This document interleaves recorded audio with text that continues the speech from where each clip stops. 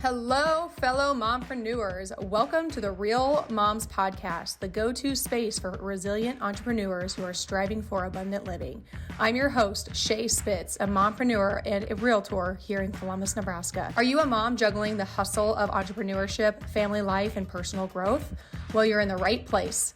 On this podcast, we dive deep into the real, unfiltered stories of incredible women who are navigating the journey of mompreneurship. We'll celebrate the victories, share practical insights, and acknowledge that it's okay to face challenges along the way. Success isn't about the destination. It's about the journey and the growth we experience as we balance our careers and the chaos of family life. Whether you're a seasoned mompreneur or just starting on this exciting path, join me and our amazing guests as we explore what it truly means to be a resilient entrepreneur striving for abundant living. Get ready for real, raw, and remarkable conversations that will inspire and uplift you. Because here at the Real Moms Podcast, we believe in the power of community, authenticity, and the strength that comes from embracing the journey together. So grab your coffee, find a cozy spot, and let's dive into the world of mompreneurship. This is the Real Moms Podcast, where we celebrate the hustle, honor the struggle, and thrive as resilient entrepreneurs living abundantly.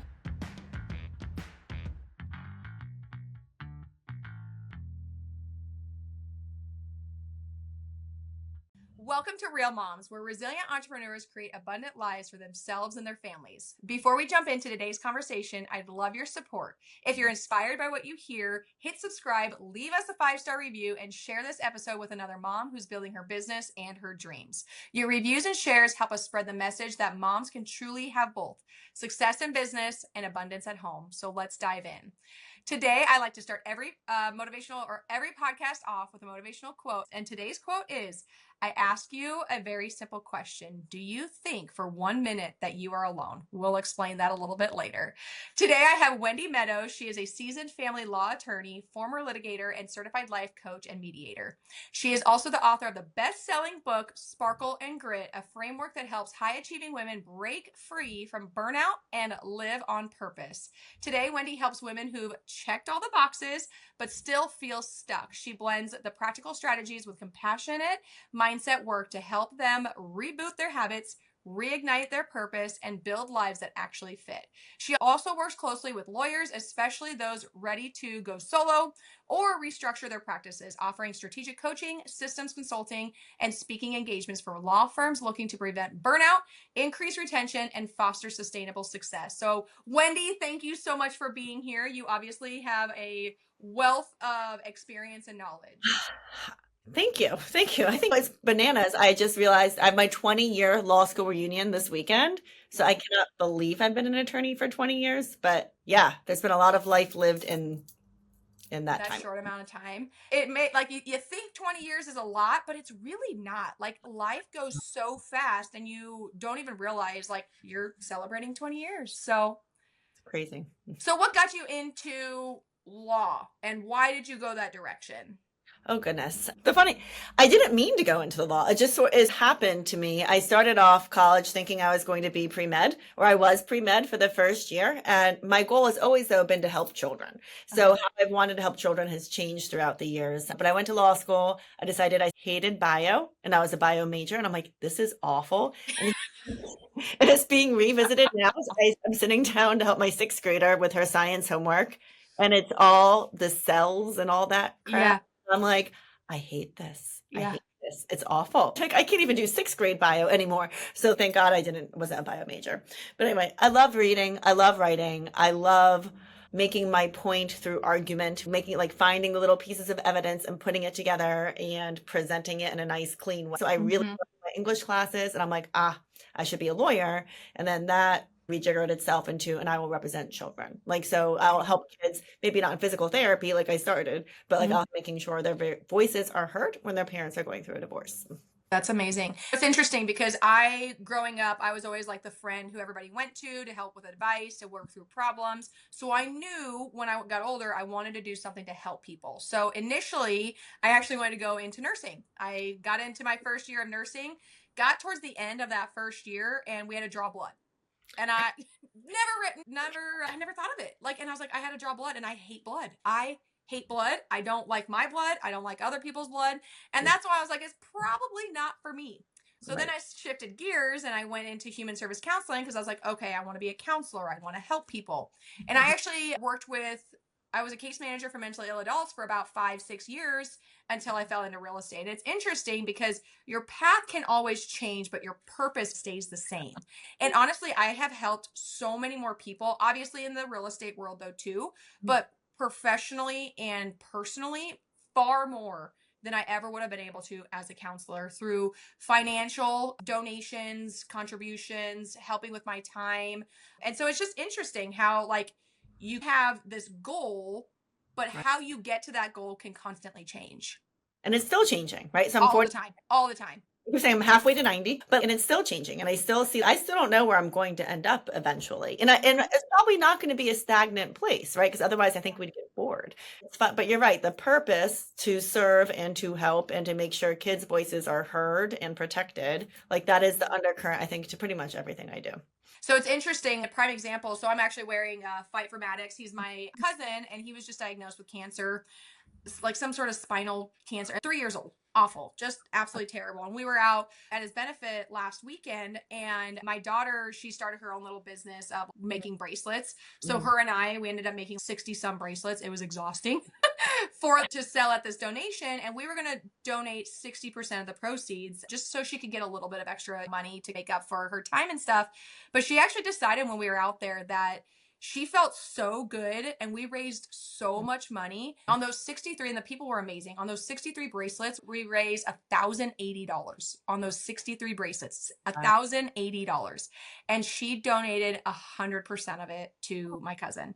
And she was so excited that she was able to hand deliver it to her. Now, full transparency, I did give her some money, like a couple $100 just to make up for it, but she didn't know that. Because she didn't know I was going to do that when she made the decision to donate 100% of it. But our serving heart, and I asked her, I said, how good did that feel to be able to give all of that money to Katie and Andy and baby and little Maddox?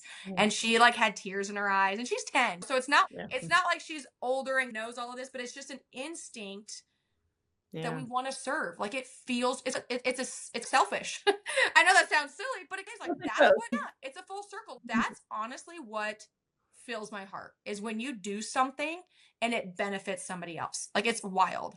I love that. It's like the opposite. I'm trying to think of the right word. It's not coming to me. But a catch-22 is like the opposite of a catch-22, right? Like you do this amazing thing because it feels good, but then and it helps somebody else, and then they're probably going to make you then feel good, and you'll continue helping someone else. So it's like the circle of life. Agree. Now, with the attorney side of things, how do you, like when you're representing kids, what do you do with all of that? And because attorneys, people hear the word attorneys or lawyer, they get scared. But what does that look like for you? And my journey as an attorney has changed big time, or like how I serve as an attorney. So I used to do everything under the family law spectrum. So represent moms, dads, fighting in court, doing all that stuff, doing all the stuff that probably gives family law attorneys a bad name, right? Until I didn't like it anymore.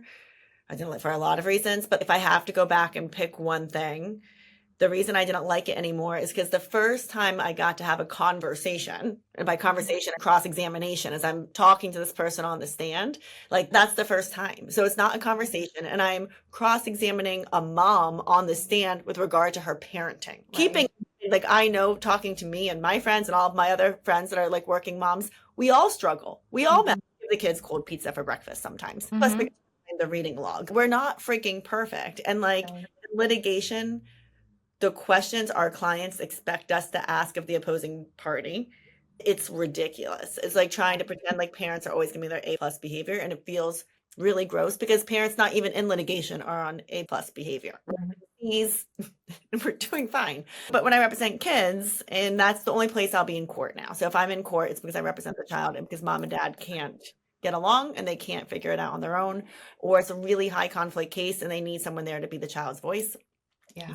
My role looks like there. The court is expecting to hear from me, like, what do I, Wendy, think is in the best interest of this child? And then after talking to mom, understanding what she has to say, after talking to dad, really getting to know my kid client, talking to their therapist, maybe their teachers or coaches or other people, and then forming my own opinion on, okay, what do I think is in this kid's best interest? That is the message I'm giving to the court, or that's the message I'm really actually even trying to keep it out of court, and like having conversations with the attorneys in terms of, This is what my recommendation would be tomorrow if the judge would ask, can we just settle the darn case and get there? It's hard though, because I will tell you, at first I thought I would love this work and I do, because, oh, I'll always be on the right side. It'll be so great to be on the right side. And then Yeah. I'm going to be dandy.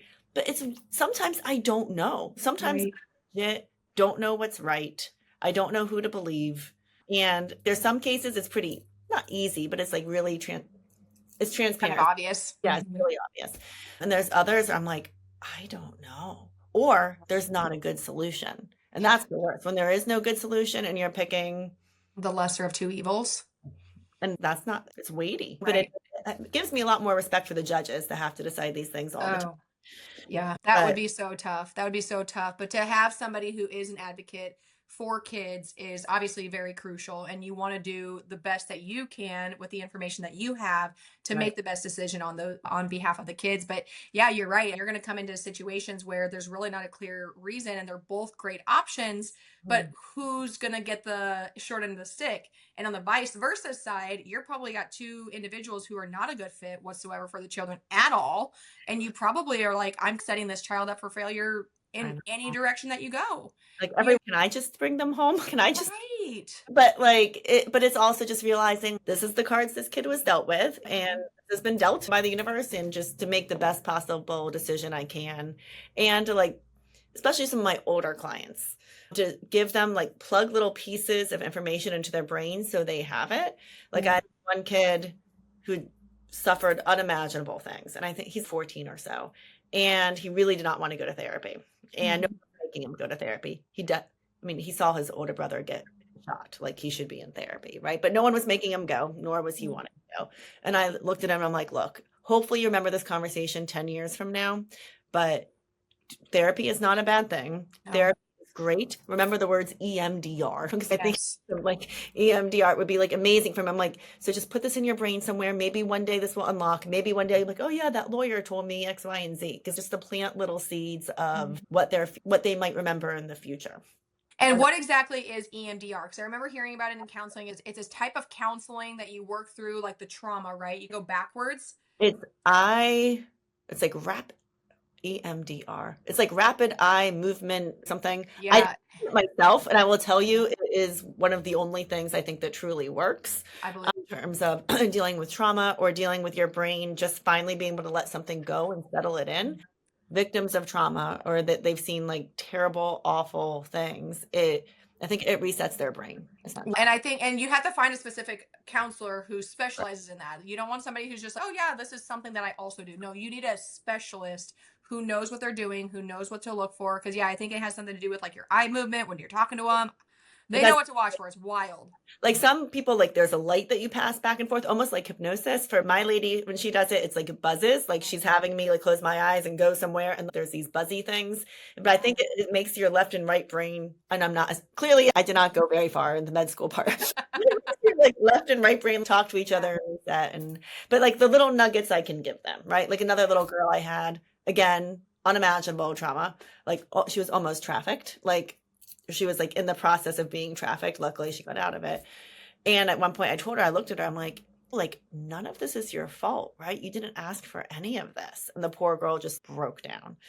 So the only really thing I could do from there for her in that case was, again, say to everybody, she needs therapy now. She needs trauma-informed therapy. So sometimes being an attorney is not even so much coming up with a perfect custody schedule, but it's making sure the kids are getting the services they need and making sure it ends up in a court order like that. Which is amazing, because I think, not to the fault of anybody per se, but one, there's a stigma around that therapy and psychology. There's a stigma around it that if you're going to therapy, there's something wrong, which is completely not the case. I had a coach one time who told me that therapy or going to counseling is like getting your oil changed. It's preventative maintenance. Like it gives you it's somebody else looking at a 10,000 mile viewpoint of your life, and they can hopefully see the problems before they happen. But in a lot of cases, people go to counseling for trauma care, but that stigma needs to go away. Like counseling, there's nothing wrong with going to counseling. Even if there's nothing wrong in your life, going to counseling is a good thing. Like it is. It's preventative care. It blows my mind. It blows my mind that this is still a thing. Because to me, it seems so yesterday that it's weird to go to counseling. Like it's like Oprah. Like everyone should have counseling. You should have counseling. And again, it's like Right. not a bad thing. No. It's you get to talk about yourself for an hour. Like I Ye- love talking about myself. Yeah, Yeah. absolutely. And But it's finding, but it is finding, I think the hardest part, even like for me, is finding somebody that you can trust who doesn't know, especially if you're more of a public figure, who doesn't know or is not around other people that you know. Because even though it's supposed to be confidential, there is that concern or worry that it may not be confidential or it may slip up at some point in time. that's wild to me too. Just as attorneys too, like we have such Right. a box of ethics that we need to step in. I Right. can't be a counselor like blabbing. I can't even. Mm-hmm. I guess that could happen. Unfortunately it could happen, but I don't want to say it firsthand and stuff, but I just know even like in the banking world things are supposed to be confidential, and I'm like, should you be saying that? So it just raises that question of like, all right, like where does that draw the line? Yes, you have that ethics and you're supposed to keep confidential and stuff like that. That was always in like the back of my head. I'm not saying it happens, but it just was always a concern for me. I don't need people to open up my dirty laundry, but because we all have it, like you said, like when you're an attorney and you're in litigation, even the individual, you yourself, the lawyer, is not a perfect parent. Nobody's a perfect parent. There's no such thing as a perfect parent. We don't have a rule book. And even if we did have a rule book, So there's screwed. no way you could follow it. No, we're human beings like with so much capacity in a given day, and our kids have so much capacity in a given day, right? Just like the kids, we shouldn't have perfect children either. Like it's a Right. policy. We'd like to, but they're not. I'd like to have perfect kids who don't talk back and yell at me, but unfortunately, that's not the case. So, tell me a little bit about what brought you to writing your book. I love the cover. It's pink. Obviously, you're wearing pink now. You got pink earrings. Yeah. Yeah. Pink fingernail polish. You got all the things. So, what led to you writing a book? So I began a health and wellness journey about 10 years ago, which that seems like a really long time ago too. And that brought me into the world of coaching. So I began coaching health and wellness like 9 years ago. And I started coaching like life coaching 5 years ago, 5, 6 years ago. And I found myself giving the same advice again and again and saying the same thing again and again. And not everybody can afford coaching. Like that was going on in my brain. And I've always loved writing when I was an English major. And I always thought I would write a fiction book, but I could never get the words to come out of my fingers. It felt weird until recently. Yeah. Very recently, I've started writing fiction. I'm like, I found my fiction voice. Yeah. Writing, I'll put that on a shelf over here. But I wanted to tell my story and I wanted to help. So I wanted to write, I wanted to tell my story. I wanted to make coaching accessible to more people for the cost of an Amazon book as opposed to several $1,000 package. Right. And I really wanted to help the person that was me when I needed it. Meaning I can scan back and look at Wendy in 2015. Like 2015 Wendy, who was she? Because she was stuck, she was miserable, she was in Groundhog Day, she was living a life that was 50 shades of gray, not the fun kind, and just feeling and like she didn't know how to get out. She did because she got out. But if I could give her a guidebook and be like, hey, read this book. If you do one thing on every page, like every day, you'll eventually get out of this hole you're in and you'll start to live this technicolor life. And find yourself again and you'll be able to breathe again. And even though, yes, you've checked all the boxes, 2015 Wendy, let's maybe uncheck some boxes, which I'm currently in the process of, more on that to come, unchecking boxes and figuring out, okay, what life do you want to live? So really the book is like a guidebook for her, like 10 years ago to feel not alone, kind of goes back to our quote, right? To feel like not alone and to know that there is a way out and that the best juicy parts of life are actually in front of her. Like she's not in them. They're not behind her. They're in front of her. So it's that book for her. That's amazing. So two things going off of that. What led you to getting to that point of being stuck? Is there any one specific thing? Was it a combination of things? Because I told you before we started recording, 2 years ago, I had a mental breakdown. 4 months ago, I didn't tell you this before, but 4 months ago, my husband and we went through a really hard time. And there's always something. I laugh. It's not funny, especially if you're going through the thick of it, but everybody goes through that thick of it.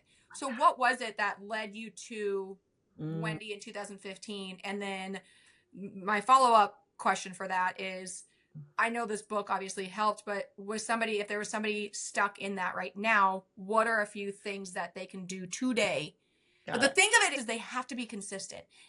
That's where it's at. And that's tough. And I'll get into that when I had my mental breakdown. But what got you to the 2015 Wendy? Okay. So I'm trying to make sure I answer all the questions. I remember all I know. the questions. Right? So that is exactly how I ask. I'm like, I have all these questions. I'm going to give you all three and you can figure out how you want the package and deliver them.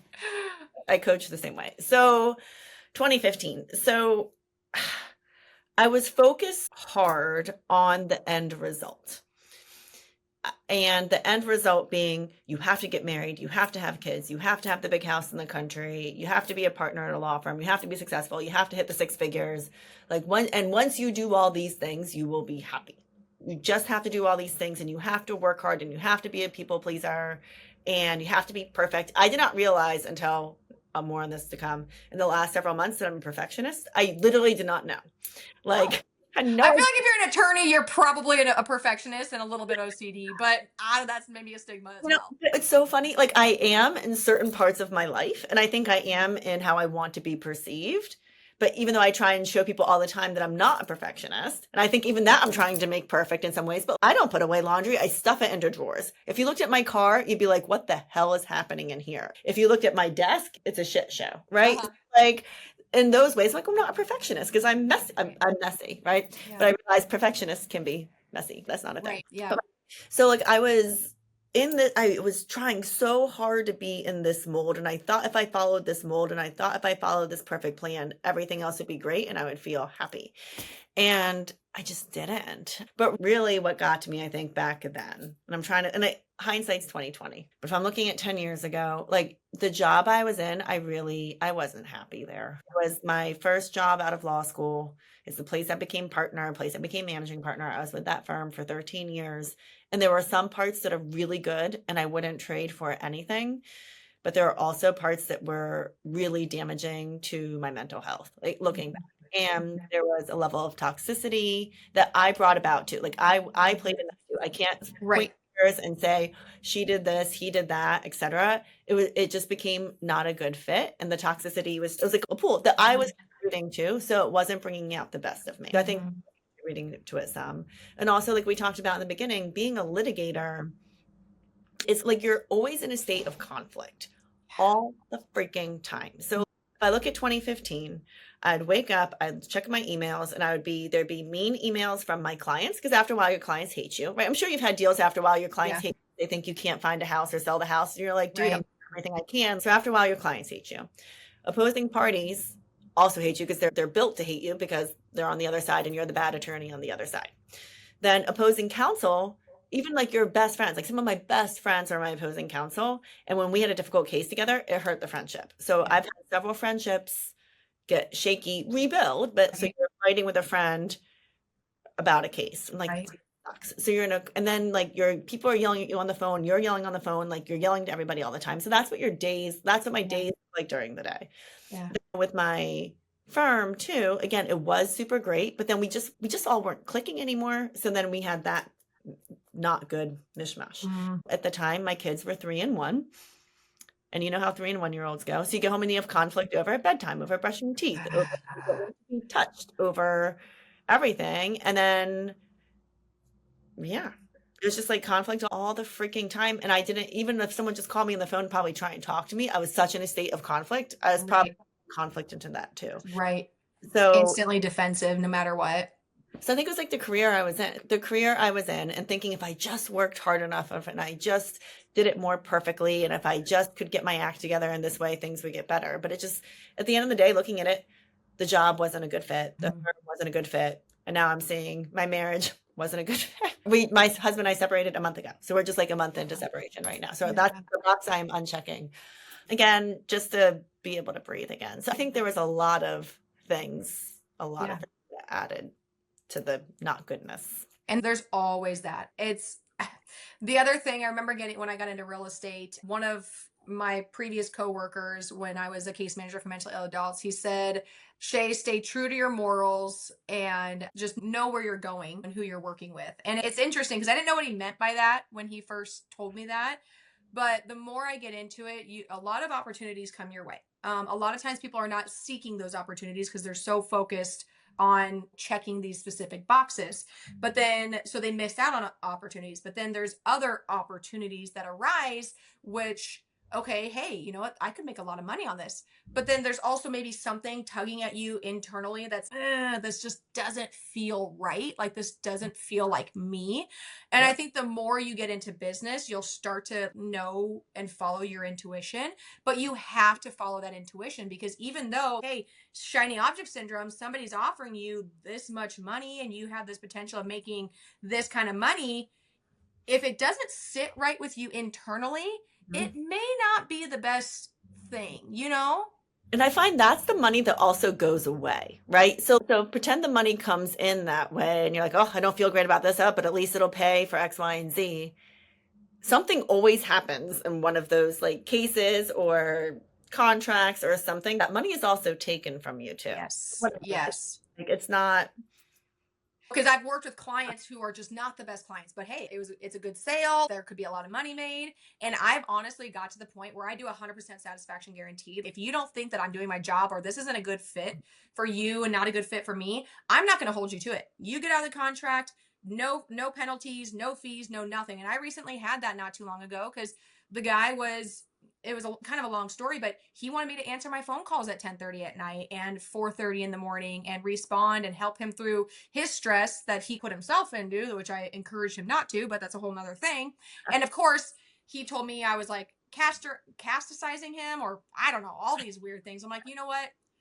We're going to have to walk away. This is just not a good fit, because it was not worth my mental stress. It was not worth me taking that home. I was spending so much time on him that I couldn't focus on my other clients, and it wasn't fair to my other clients. And so there comes a point where you just have to like listen to your intuition, because I truly believe that's the Holy Spirit and God telling you like, hey, this isn't the direction maybe that you were meant to go or supposed to go. But it's hard to recognize that when the money is flashing in front of you. totally. It's tough. So have you had intuitions where maybe you felt that you probably shouldn't have, but you've taken that and it Oh said God. like, I told you so thing? Yes. So back, I was at my old firm and I was back from my second maternity leave. And the firm was great in that way. I got 2, 3 month paid maternity leaves. Amazing. And I came back and I'm like, I need to make money. I need to make money. Like I need to care. I need to make sure like I'm earning my keep around here. Because I was Yeah. always very cognizant of making sure that the firm was afloat. And there was this client that came in to one partner and they're like, oh, why doesn't Wendy take it instead? Because like she wasn't able to do it or something, whatever. And I did not like this guy. It felt gross. There was something about the way he talked to me. It was like really belittling. It wasn't good, but I'm like, okay, but if they gave me this case, they have faith in me. They want me to take this case. They want me to take this guy's money. Okay. But everything my body was saying no. So I told him the retainer. He paid the retainer. I did the work. And then he wouldn't follow my advice, which was because there's a lot of, I don't remember all the issues, but one of the issues, he was like a man of the Jewish faith, and for the more traditional or Orthodox, like in Judaism, to get the religious divorce called a GET or GHET, only the husband can grant it. It's in the Orthodox religion, and he would not give it to her, like would not, and he was putting together with the money stuff, and I'm like, this doesn't sit right with me. No, just get a freaking divorce. We'll deal with the money stuff, but these shouldn't be tied together. Yeah. He got really angry at me, told me I was like a terrible attorney, told me all these things, threatened to take me to bar council, threatened to sue me, et cetera, et cetera. I had to get in touch with our attorney grievance or our liability people, like our liability Right. people, and we just had him sign something, sent all the money back. So all the hard work I did and all the ick I felt, and I was just trying to do a good job for my firm. I was just trying to bring money in, and I did a good job for him. Like I gave him good legal advice and like Right. advice, and he didn't want to take it. And if I could go back and rewind, like I would You never. wouldn't have taken it. No, no. Mm-hmm. Same thing. Like I think we talked about this, like in terms of we have to be true to ourselves. What did your mentor say? We have to be true to ourselves and with regard to our values. Yeah. It wasn't in line with my values. That and I would have had to have gotten out of the case anyway, because I just thought it was gross not to give someone a divorce if they want a divorce and hold money over their head. Like not Yeah. cool. Yeah, at the end of the day, we have to be true to ourselves. I think even if it might hurt us or bite us in the ass, it'll all come back, right? I was Like gonna say, but it all comes back. It might bite you in the ass for that short little time. You might kick yourself, but in the long run, you are going to be so much happier. And things come full circle when you're doing the right thing, and you're not. It's not. You're not forcing something. it does come back full circle. It really does. And then also, like, it's a good little reminder, right? Because at least it wasn't like a gajillion-dollar case. It was like a couple $1,000, right? Now, never again, if I feel like icky at all about a client or a situation, I'm like, and this isn't for me. Sometimes like we need those little reminders to say, oh, Yeah. this isn't for me. When we could get much deeper and worse into the situation. Yeah. Yeah. And I think the other thing, and I'm sure it probably goes on to you too, I don't know how like attorneys coaching too, but not taking things personal. In the business world as an entrepreneur, it's hard to not take things personal. I do have to laugh because I went back and forth on social media this morning actually with a gentleman that I know talking about some stuff here in the community. And I just get really frustrated when people will put out their opinions, but they're not the ones showing up to the city council meetings. They're not showing up to the zoning, planning and zoning and stuff like that. So I get a little like frustrated. Like, you can't have an opinion if you're not going to be involved. And he actually texted me personally and he's, so what's going on here? I'm like, but anyway, where was I going with that? Oh, not taking things personal. Yeah. Is like, I actually had a friend who just was talking to me about selling their house. She ended up listing for sale by owner, didn't tell me she was going to do that, but I reached out to her and I just said, hey, want to let you know, totally understand why you'd go that direction. Everybody knows everybody, so it's hard to always choose. But I was very positive. I was like, hey, good luck. If you have any questions, let me know. If you get to the point where you're wanting to list, let me know. I'd be happy to help. And she's, oh my gosh, thank you so much for reaching out. It made me feel so much better. You have no idea how hard that was for me. She was like, I seriously wanted to cry and I didn't know how to tell you, so I didn't tell you. But anyway, so a month had gone by and she's like, all right, Shae, I'm ready to list. Let's talk about this. And now we're going to be listing her house. Whereas if I would have taken it personal, or maybe if I wouldn't have reached out to her in support, she may not have felt comfortable coming back to me. Yeah, I love that. And what comes top of mind to me is something I talk about with my friends. Have the difficult conversation. Yes. Like, have it. Like, instead of stewing about it, instead of going in circles, instead of letting it fester, every time I've leaned into a difficult conversation or asked the question or said what I needed to say, every freaking time it has not blown up in my face. Yes. Every time it has brought me closer to the person. There's more awareness. Like, everybody, it like clears the deck. And it's just, I wish I knew that as a little kid though. I don't think I until probably in the last 7 years. I've gotten better about, and let's have the difficult conversation now. Let's do it. Or it's not, and again, like what you said, not taking things personally. Yeah. That's hard. It can be hard. I learned ChatGPT helps me with that a lot. Yeah. Oh, I love that's actually the guy he texted me. He's like, what in the ChatGPT is going on here? Because our conversations going back and forth, you can tell we both inputted what we wanted to respond into ChatGPT, so it made it a little bit more professional. So he sent a screenshot. He literally said, what in the ChatGPT is going on here? I'm like, oh, yes, guilty. But it helps me clean it up and stay more professional, because otherwise, like, I'm like, I know. Sit back. Sometimes I'll get emails like this long from someone. I'm like, oh gosh. And like, I do read it, but I'm like, I can't put my heart and soul on the line in reading every line and responding. So I'll upload it to chat, like obviously without, and I'll say, this is how I want to respond, to make it like warm, professional, and not bitchy, something like that. And I'm looking at it, and I don't have to give like my whole, like I said, my whole heart and soul into it and like ruin my day. But the problem is, I've also taught my clients, there's other work I do in the family law industry where I'm teaching communication between co-parents, and yeah. But the problem is now I've unleashed a beast I didn't mean to unleash, because now they're using chat, but they're using chat as like chat, and they haven't made chat have their own voice into it yet either. Like me, my chat knows to talk like me. Yes. Emails now, and I'm like, I know you didn't write this. I know. And yes, it's your sentiment, but I can't even read it because it's too computery. It's human. Yes. So did you know in ChatGPT, when you create your account, you can actually go in there and you can personalize it to you? Maybe that's what you tell people to do is, hey, and there's like a certain set of questions that you tell, hey, ChatGPT, I'm creating this account. Ask me the questions that you need to know about me. And then it'll spit out like questions, and then you go through and you answer them, not using ChatGPT, you answer them personally, put it back in, and ChatGPT, because otherwise if you use ChatGPT questions to answer ChatGPT answers, or vice versa, it's going to be ChatGPT. It's not going to be you. So it's funny. I did not know that. That's good to know.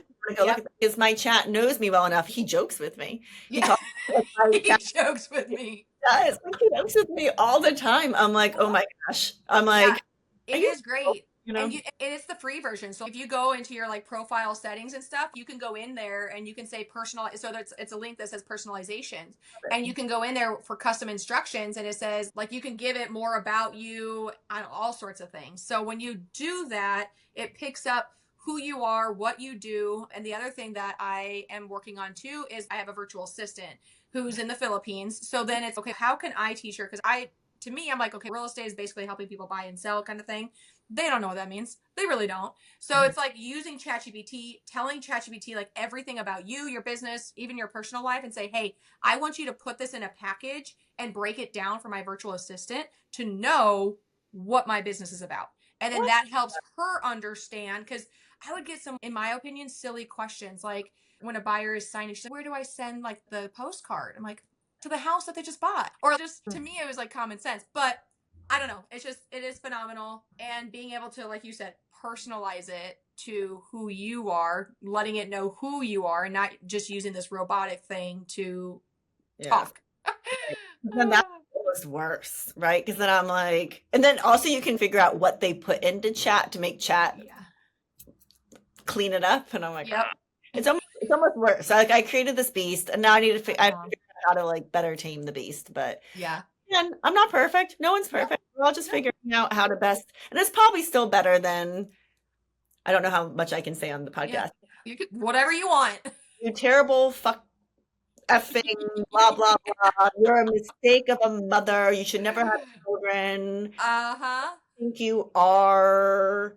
Go to HE double hockey sticks. Cleaning it up a little bit. I don't even know how chat would clean that up.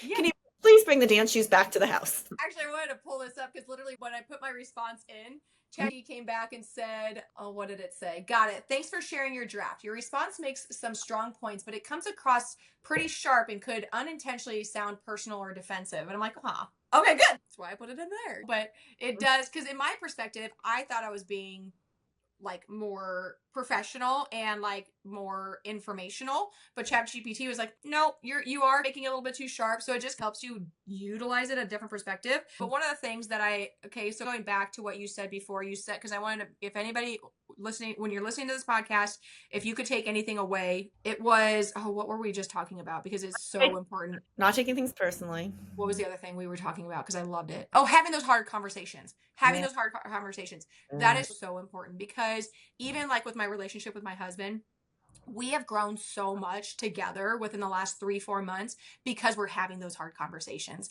We have those conversations when they come up, but also every Sunday. Hey, was there anything that arose during the week that you maybe stewed on and didn't bring? Because he's more of a stewer. He lets things go, but he's more of a stewer and doesn't verbally express that to me. So open houses, I'm always doing open houses because I am super busy, but I need him to tell me like, hey, Shae, can you at least take like this weekend off or a day off and spend with us? Tell me that. Otherwise, I'm going to be working 24/7. You know what I mean?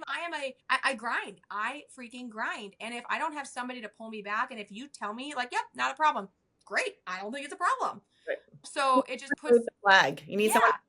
So he's probably, have you gone to the attachment styles? Is he avoidant attachment style? Have you looked into this yet? I haven't, but I wouldn't say he's avoidant. He is, his love language is quality time. So when he's not getting the quality time, like one of the conversations or what he would usually say is, hey, cheetah fingers. I would instantly get defensive. Okay, do you want me to make money? Do we need to like keep growing our businesses? So I would instantly get defensive versus him saying, hey, Shae, if you could just finish up what you're doing quick, it really makes me feel distant from you, and the kids and I need you to be here with us. Oh shit. Okay. All right. Sounds good. Instead of, hey, cheetah fingers. I'm like, meh. You sound like me. Yes, I do. I run 1,000,000 miles an hour. And if someone just said, hey, I love you, and my love language is words of affirmation, acts of service, physical touch. Everything. I know. I realize I'm pretty high maintenance. Those are like gifts. I don't give a shit about gifts. Like if someone really thought about me and it was like sweet, like one of my, so I'm like, oh, I need sprinkles. So someone brought me, so like it was like funny. And now it sits here, and it's what, this is probably like a 99-cent gift, but it means something to me because it's like, it was sweet and thoughtful.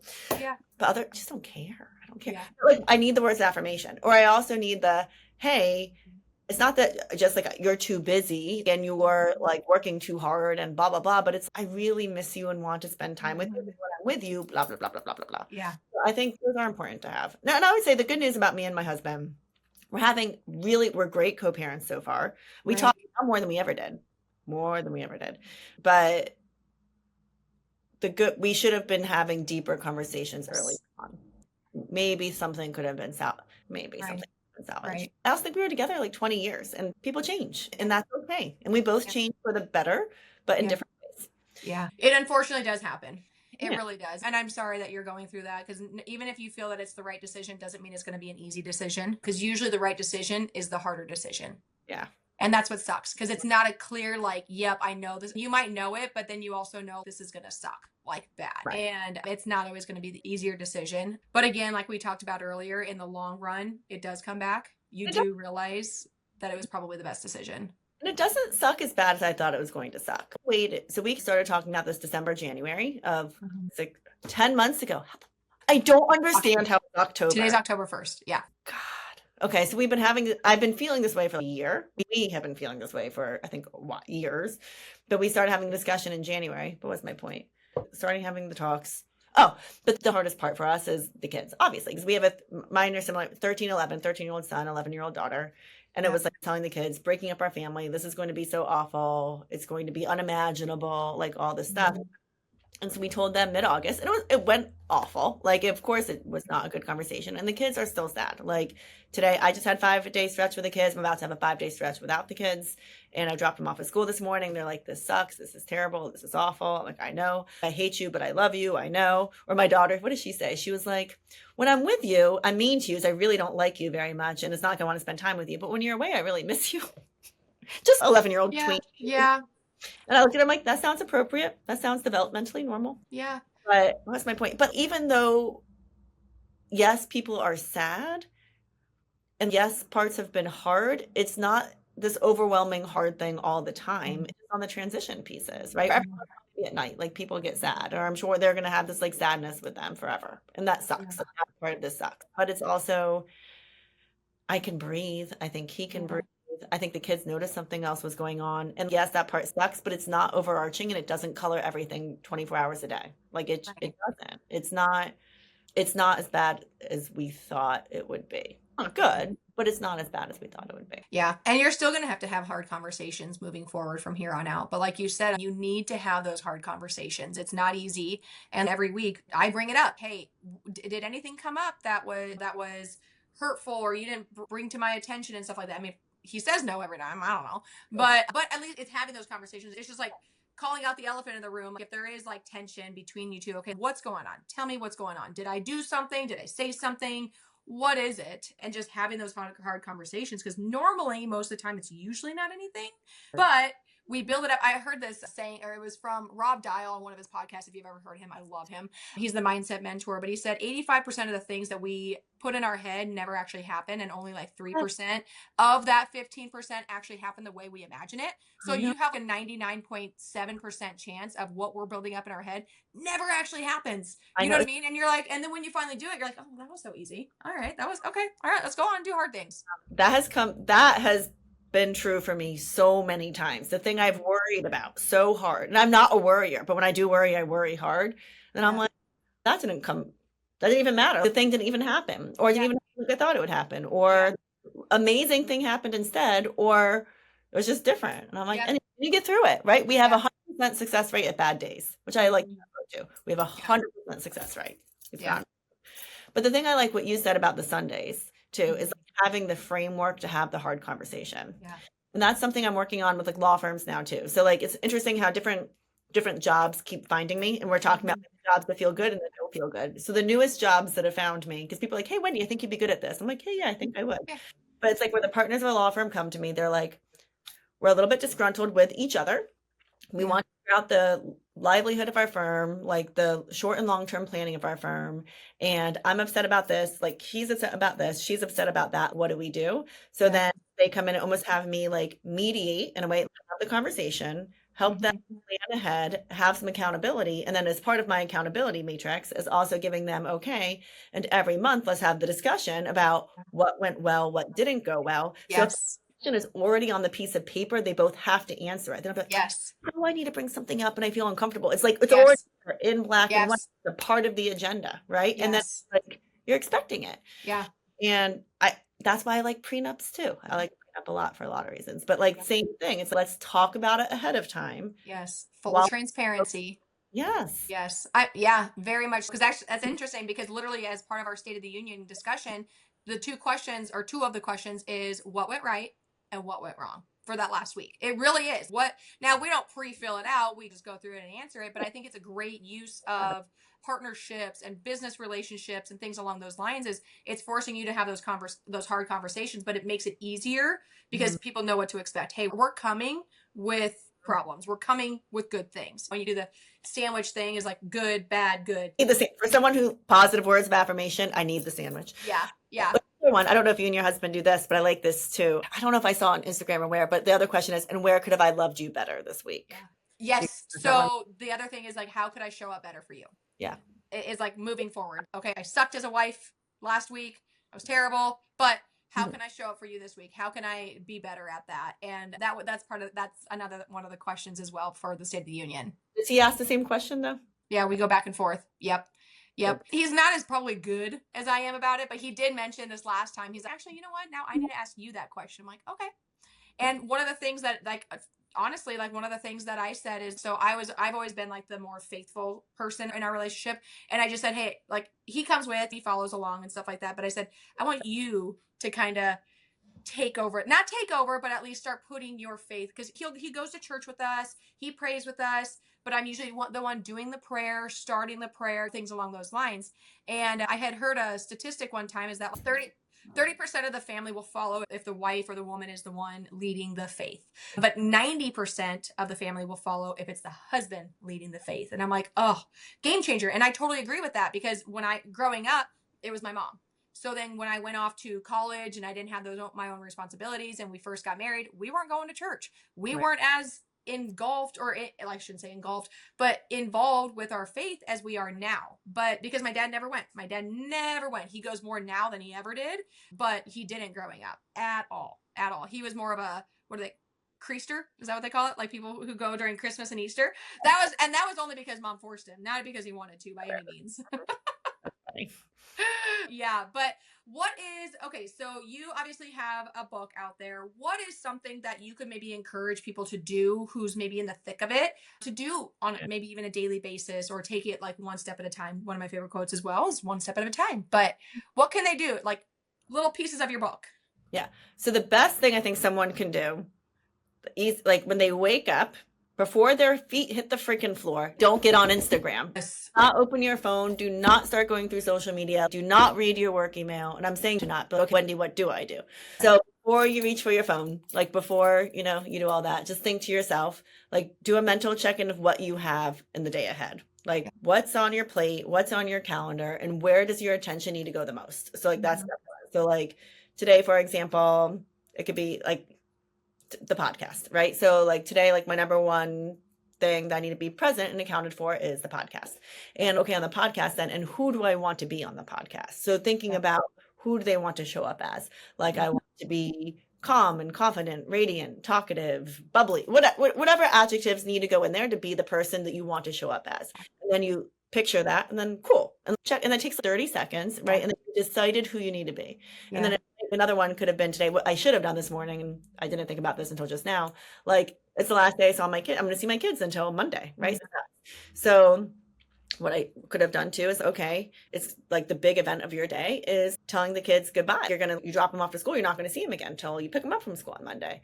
So what I could have done better now that I'm thinking it out loud, like given more hugs in the kitchen this morning because they're popping out of my car. It's like an awkward hug. I'm a loving mom. And what does I'm a loving mom mean? It means I'm not bitching about stupid shit. I'm not going to be bitching about the dishwasher or about Tupperware on the things. Like all that I can like easily take care of. Instead, I just need to be a present mom who is loving. And that's what I want to remember for the next 5 days. Again, like doing a brief scan of your day. Where is your attention going to matter the most? And who do you need to be in that moment? And look at your stupid Instagram. But you have to decide like first. Honestly, no, I would encourage people, and especially after the last 3 weeks, I've just gone down a rabbit hole a little bit. But otherwise, I need to get back to just not having my phone at all. Don't check your emails. Don't check your social media. Social media is the culprit of our society anymore. It just, but we're all victim of it.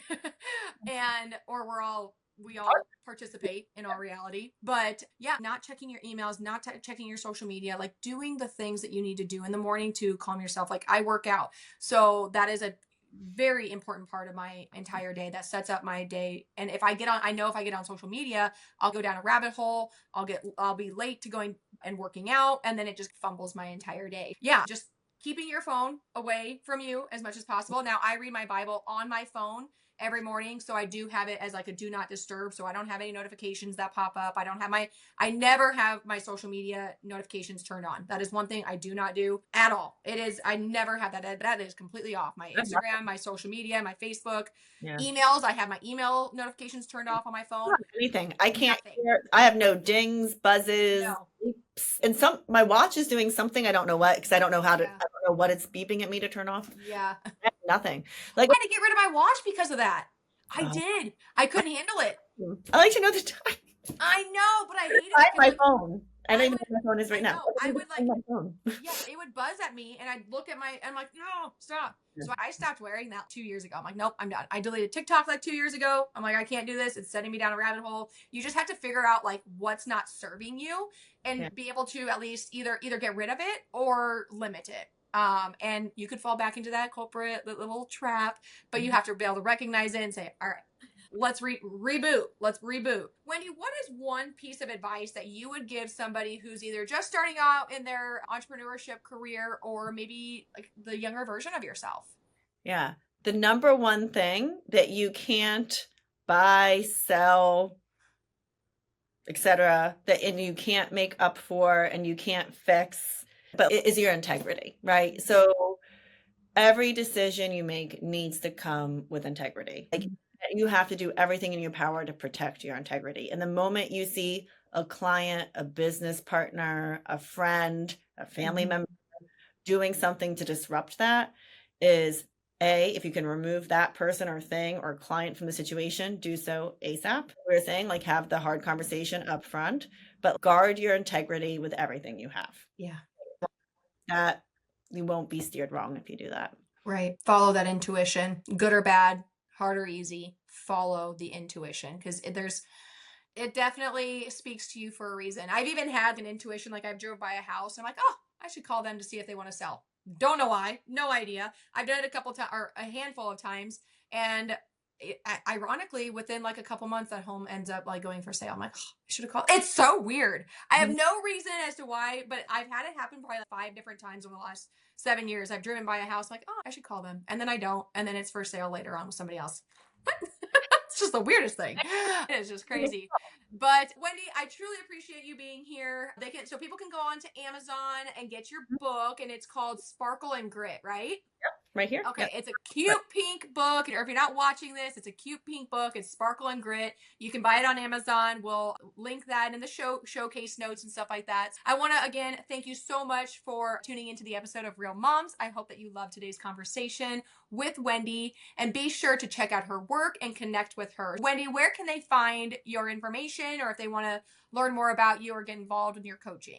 So you can buy the Sparkle and Grit on Amazon, easiest place to buy it. If they want to know more about me, they can follow me on Instagram, Wendy S. Meadows, also LinkedIn, Wendy S. Meadows. There's another Wendy Meadows author out there that is not me, so that's why the S. S. That makes sense. Okay. Right, she's like a romance mystery writer. So that I am not that Wendy Meadows. I'm Wendy S. Meadows. And also in the show notes, I believe I'm giving everybody a copy of my Pause Time Playbook.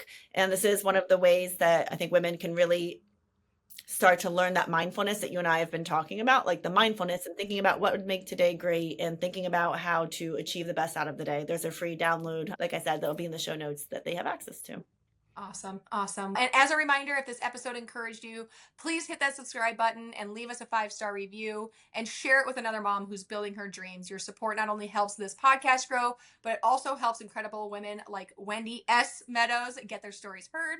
Remember, you are resilient, you are capable, and you are made for an abundant life. Never hesitate to reach out, and I want to help you however I can. Until next time, keep going, and you've got this. And that wraps up another inspiring episode of the Real Moms Podcast. A huge thank you to our incredible guests for sharing their story and insights today. If you found value in today's conversation, don't forget to hit that subscribe button so you never miss an episode. And hey, sharing is caring, right? Share this podcast with your fellow mompreneurs, friends, and anyone who you feel could use a dose of inspiration. Share it on your social media as well. But most importantly, if you found this episode helpful, please, please, please leave me a 5-star review. This helps get our information out to those who have never heard or seen us before. Are you feeling inspired and you're sure that you could add some value to the podcast? Shoot me a message and let's talk. We love hearing from you. So connect with us on social media. Tag me at Shae J Spitz. That's ShaeJSpitz. And share your thoughts and takeaways, or even suggest topics you'd like to have us explore more in the future episodes. Remember, you're not alone on this journey. Your resilience is your strength, and your pursuit of abundant living is truly remarkable. As always, keep thriving, keep growing, and keep embracing the beautiful chaos of being a mompreneur. Until next time, take care, stay real, and keep living abundantly.